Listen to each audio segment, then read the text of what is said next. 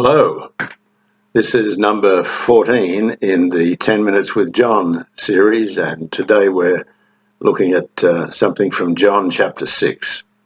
The question to Philip from Jesus in John 6 verse 5 was, where can we buy bread for all these people to eat? And John tells us that it was when Jesus saw the large crowd following that he asked Philip this question. And he also tells us that he asked it of Philip to test him because Jesus already had an intention. He knew what he was going to do. And Philip's answer was that they couldn't be fed even with 200 denarii, or about 8 months' wages worth of food. But Andrew said, here's a lad with 5 loaves and 2 fish. But he also said, what can they be among so many? You know the story. So how was it that on that day, that afternoon, by the lake on the hillside, more than 5,000 were fed and satisfied? Well, we know it was a miracle, but I want to suggest to you there are several becauses in this. And the first is this: they were fed because Jesus is able to take what is relinquished and with it satisfy many. Now, we don't know how the boy felt about handing over his lunch, but the spiritual principle is this, that when we hand over something to Jesus, we immediately hand it out of our sphere and into a different realm altogether, out of one realm into another, out of the realm and the sphere of limitations, the realm that's limited by time and space and circumstance, and we place it into an altogether different realm, that of no limitations, the realm of possibilities with God the Creator. But of course it requires relinquishment. We're inclined to hold what's been entrusted to us, often believing we can do better with it. And in doing so, we hold it, we secure it or trap it, actually, within the sphere of limitations. Now, the second thing is this: because the people sat down. Make the people sit down, said Jesus. And when he'd given thanks, he broke and distributed the pieces to the disciples. And then the disciples distributed, note this in verse 10, to those sitting down. To receive from him, we must be sitting down. And what I mean by this is there must be no self-effort. Not our own ideas, not our own activities, not our own anxieties. Those things must be laid down. We must sit down and be still and be quiet to receive from him. David said in Psalm 23, he makes me, and I sometimes think that's the big me, lie down in green pastures. And he works for those who sit down and lie down, might I say, for those who shut up. The injunction is be still and know that I am God.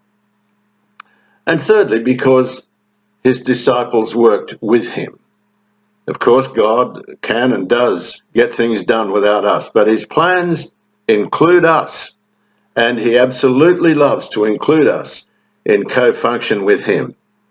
We can only imagine the sense of wonder in the disciples as they participated in this miraculous distribution. For it was not just in Jesus' hands that the bread and fish multiplied. He and they were involved as they took the pieces that he handed to them, and they in turn distributed them to the wondering people. So what was available to one in the physical realm was yielded to his realm, and that changed the equation entirely from lack to abundance for many.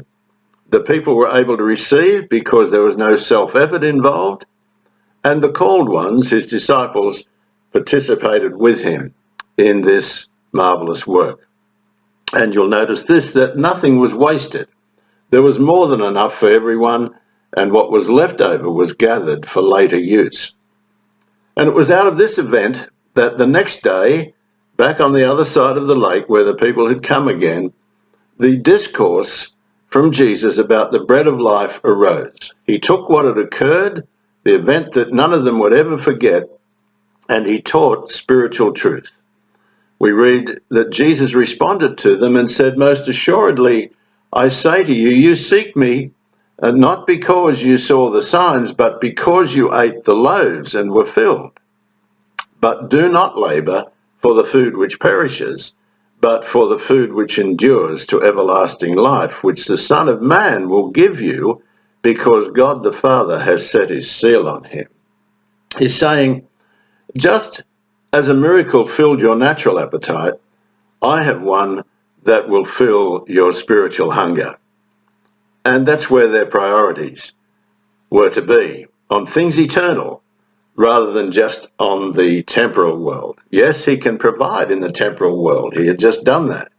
But what he'd done was a parable of something in the spiritual realm. And then they said to him, "Well, what shall we do that we may work the works of God?" They were thinking in those work terms. And Jesus responded and said, "This is the work. This is the work of God, that you believe in him whom he sent." And they went on, "Well, our fathers ate the manna in the desert.